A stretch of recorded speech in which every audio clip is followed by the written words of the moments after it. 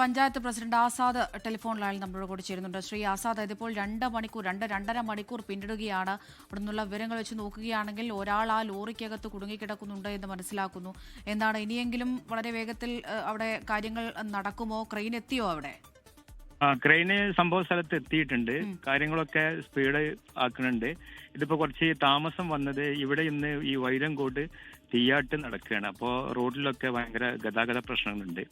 ഒന്നത്. രണ്ടാമത് ഇത് വലിയ ക്രെയിന് വേണം. അപ്പോൾ ചെറിയ ക്രെയിനുകളൊക്കെ നമ്മൾ ഈ പരിസര പ്രദേശങ്ങളൊക്കെ ഉണ്ട്. പക്ഷെ ഇത് ഏകദേശം ഒരു 60-70 അടിയോളം താഴ്ചയിലാണ് ഈ വണ്ടി വെള്ളത്തിൽ കിടക്കുന്നുള്ളത്. അതെ, 65 അടി താഴ്ചയുള്ള ക്വാറിയാണെന്ന് പറയുന്നത്. അപ്പോൾ അതിനും മാത്രം വെള്ളവും ഉണ്ടാവും അല്ലേ? ഏകദേശം വെള്ളമുണ്ട്. ഒരു പകുതി കണ്ടിട്ട് വെള്ളമുണ്ട്. താങ്കൾ ഇപ്പൊ അവിടെ ഉണ്ടോ? ഈ ലോറി ഇത് പൂർണ്ണമായും മുങ്ങിയ സ്ഥിതിയിലാണോ ഉള്ളത്? ലോറി കുറെ ആഴത്തിലാണ് കിടക്കുന്നത്. മുങ്ങൽ വിദഗ്ധന്മാരൊക്കെ ഇവിടെ ഉണ്ട്. പിന്നെ അതുപോലെ തന്നെ പരിസര പ്രദേശവാസികൾ എല്ലാവരും ഉണ്ട്. MLA വിളിച്ചിരുന്നു, കലക്ടർ ബന്ധപ്പെട്ടിരുന്നു. അപ്പോൾ ക്രെയിന് സംഭവ സ്ഥലത്തെത്തിയിട്ടുണ്ട്. അരമണിക്കൂറിന്റെ ഉള്ളിൽ പിന്നെ ഈ വണ്ടി പൊക്കാൻ നമുക്ക് സാധിക്കും.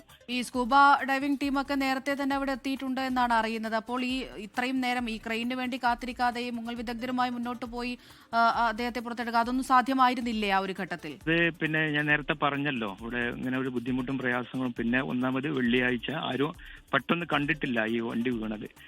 പിന്നെ ഇത് KNRC-യുമായിട്ട് ബന്ധപ്പെട്ടിട്ടാണ് ഇപ്പോൾ ട്രെയിന് സംഭവ സ്ഥലത്ത് എത്തിയിട്ടുള്ളത്. ഓക്കെ, വളരെയധികം നന്ദി ശ്രീ ആസാദ് പ്രതികരിച്ചതിന്. പഞ്ചായത്ത് പ്രസിഡന്റ് ആസാദാണ് പറഞ്ഞത്. അദ്ദേഹം പറയുന്നത് ഇപ്പോൾ ക്രെയിൻ അവിടെ എത്തിയിട്ടുണ്ട്, വളരെ വേഗത്തിൽ തന്നെ അവിടെ രക്ഷാപ്രവർത്തനം പുരോഗമിക്കുന്നുണ്ട് എന്ന് തന്നെയാണ് അദ്ദേഹം പറയുന്നത്. ഗൂഗിൾ കെ വേണുഗോപാൽ തുടരുന്നുണ്ട് വിവരങ്ങൾ നൽകാനായി. ഗൂഗിൾ ഇപ്പോൾ അദ്ദേഹത്തോട് ചോദിച്ചതുപോലെ തന്നെ അദ്ദേഹം പറയുന്നത് ഇന്നിപ്പോൾ വെള്ളിയാഴ്ചയായിരുന്നു, അതുപോലെ തന്നെ അവിടെ എന്തോ ഉത്സവം നടക്കുന്നുണ്ടായിരുന്നു, അതുകൊണ്ട് ആളുകൾ പെട്ടെന്ന് ഈ അപകടത്തിന്റെ വിവരം അറിഞ്ഞിട്ടില്ലായിരുന്നു എന്നൊക്കെയാണ് അദ്ദേഹം പറയുന്നത്. അപ്പോൾ ആദ്യഘട്ടത്തിൽ ഈ രക്ഷാപ്രവർത്തനത്തിന് എന്തെങ്കിലും പ്രതിസന്ധിയൊക്കെ ഉണ്ടായിരുന്നോ?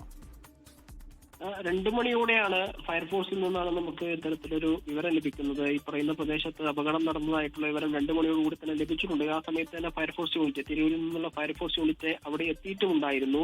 രക്ഷാപ്രവർത്തനം അപകടം നടന്നു, രക്ഷാപ്രവർത്തനം ആരംഭിച്ചിട്ടുണ്ട്. തിരൂരിൽ നിന്നുള്ള ഫയർഫോഴ്സ് യൂണിറ്റാണ് അവിടെ രക്ഷാപ്രവർത്തനം നടക്കുന്നതെന്നൊരു വിവരമായിരുന്നു നമുക്ക് ഫയർഫോഴ്സ് ഉദ്യോഗസ്ഥരിൽ നിന്നും ജീവനക്കാരിൽ നിന്ന് ലഭിക്കാൻ വേണ്ടി സാധിച്ചിട്ടുണ്ട്. പക്ഷേ ഈ പറഞ്ഞതുപോലെ അതിനുശേഷം 1.5 മണിക്കൂർ പിന്നിട്ടതിന് ശേഷമാണ് ഇവിടെ ഈ ക്രെയിൻ സംവിധാനം എത്തുന്നത് എന്നതാണ് അതിലെ നമ്മൾ ചിന്തിക്കേണ്ട ഒരു പ്രധാനപ്പെട്ട കാര്യം. കാരണം ക്രെയിൻ ഉപയോഗിക്കാതെ തന്നെ രക്ഷപ്പെടുത്താൻ സാധിക്കുമായിരുന്നു എന്നൊരു ചിന്ത ഒരു പക്ഷേ ആദ്യഘട്ടത്തിൽ ഉണ്ടായിരുന്നു എന്നൊരു സംശയം ഇവിടെ ജനിപ്പിക്കുന്നുണ്ട്. ആദ്യഘട്ടത്തിൽ ഈ കുളത്തിന്റെ സ്വഭാവവും അതിന് എത്രത്തോളം വെള്ളമുണ്ട് എന്നതിനെ സംബന്ധിച്ച കാര്യത്തെ കുറിച്ചൊന്നും ഒരു ധാരണ. അതെ, അത് തന്നെയാണ് ഗൂഗിളി പറഞ്ഞതുപോലെ ലോറി ഇങ്ങനെ മറിയുന്നു, അത് പൂർണ്ണമായും ഇപ്പോൾ വെള്ളത്തിനടിയിലായതുകൊണ്ടാണ് ഇത്തരത്തിൽ അത് ക്രെയിൻ ഉപയോഗിച്ച് പുറത്തെടുക്കാതെ അയാളെ രക്ഷപ്പെടുത്താൻ കഴിയില്ല എന്ന് പറയുന്നത്. പക്ഷെ ആദ്യം തന്നെ അറിഞ്ഞിട്ടുണ്ടായിരുന്നെങ്കിൽ ഈ പറയുന്നത് പോലെ ലോറി പൂർണ്ണമായും മുങ്ങുന്നതിന് മുമ്പ് മുസ്തഫയെ രക്ഷപ്പെടുത്താമായിരുന്നില്ലേ എന്നുള്ളൊരു ചോദ്യമൊക്കെ ഉണ്ട്. അപ്പോഴും പ്രതിസന്ധി ആയത് ഈ പറയുന്ന മാലിന്യങ്ങൾ നിക്ഷേപിച്ചു എന്നൊക്കെ ഉള്ളത് തന്നെയാണോ? അവിടെ ഈ ക്രെയിൻ നേരത്തെ തന്നെ എത്തിക്കാൻ ആവശ്യമായിട്ടുള്ള നടപടികളൊക്കെ ആരംഭിച്ചിരുന്നു എന്ന് പറയുന്നുണ്ട്. പക്ഷെ ആ പ്രദേശത്ത് ഒരു ഉത്സവം നടക്കുന്നതിൽ തന്നെ വലിയ ഒരു ബ്ലോക്കും കാര്യങ്ങളൊക്കെ ഉണ്ടായിരുന്നു എന്ന് ബന്ധപ്പെട്ട ഉദ്യോഗസ്ഥരിൽ നിന്ന് ലഭിക്കുന്നുണ്ട്. നമുക്ക് സ്ഥിരീകരിക്കേണ്ട ഒരു വിഷയമാണ്. കാരണം ഇത്തരത്തിൽ അപകടം നടന്നാൽ തന്നെ അത് ആ ബ്ലോക്കും ഗതാഗതക്കുരുക്കൊക്കെ മാറ്റുന്ന ചരിത്രവും വളരെ പെട്ടെന്ന് തന്നെ രക്ഷാപ്രവർത്തനം ആവശ്യമായിട്ടുള്ള നടപടികൾ സ്വീകരിക്കാനുള്ള സജ്ജീകരണങ്ങളൊക്കെ ജനങ്ങളുടെ ഭാഗത്ത് ഉണ്ടായിട്ടുള്ള ചരിത്രമാണ് നമ്മൾ ഇത്തരത്തിലുള്ള അപകടങ്ങൾ ഉണ്ടായ സമയത്തൊക്കെ കണ്ടിട്ടുള്ളത്. ആ രീതിയിലുള്ള സജ്ജീകരണങ്ങളൊക്കെ നൽകിയിരുന്നു. പക്ഷേ വലിയ ക്രെയിൻ വേണമെന്നത് പഞ്ചായത്ത് പ്രസിഡന്റ് പറഞ്ഞത് എടുത്തു പറയേണ്ട ഒരു കാര്യമാണ്. അത് ലഭ്യമാകാൻ ഒരു കാലതാമസം ഉണ്ടായി എന്ന് അദ്ദേഹം പറയുന്നുണ്ട്. കാരണം 65 അടിയോളം താഴ്ചയുള്ള ഒരു പാറമടയിലേക്കാണ് ലോറി മറിഞ്ഞിട്ടുണ്ടായിരുന്നത്. ചെറിയ ചെറിയ ക്രെയിനുകളൊക്കെ ആയിരുന്നെങ്കിൽ അടുത്ത പ്രദേശത്ത് തന്നെ ഉണ്ടായിരുന്നു.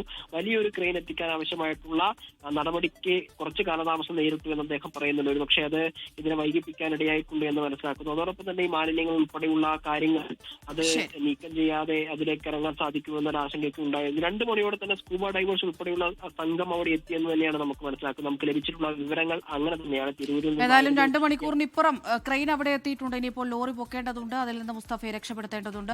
ലോകത്തെവിടെയായാലും ഏത് സമയത്തും 24 വാർത്തകളും ഓഗ്മെന്റഡ് റിയാലിറ്റി പാക്കേജുകളും എക്സ്പ്ലെയിനറുകളും വിശദമായി കാണാൻ ഞങ്ങളുടെ YouTube ചാനൽ നിങ്ങൾക്ക് സബ്സ്ക്രൈബ് ചെയ്യാം.